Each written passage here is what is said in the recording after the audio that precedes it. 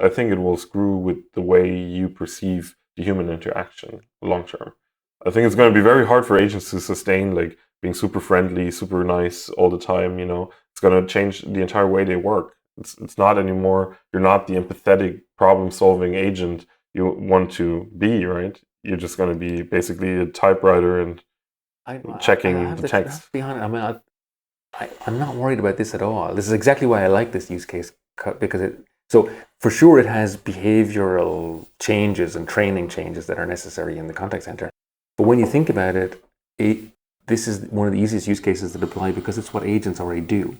Like agents already, if they're on a good system, are already getting prompts and tickets full of information and objects full of data, previous orders, what the person complained about earlier. That stuff is in a good setup. That's what they're getting anyway, and they have to deal with all this mass of stuff. And in one of the most common GPT use cases that I like is summarizing what's in a long ticket thread. Mm-hmm.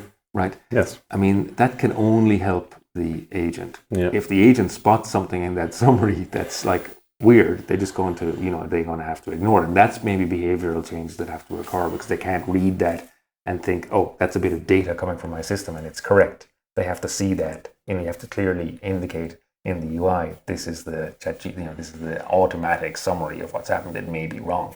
Right? Yeah. But it's precisely because the human is there, can be trained to deal with those things, and they already deal with more. They would have to deal with more complexity without that summary. Mm-hmm. Is my view. But other use cases where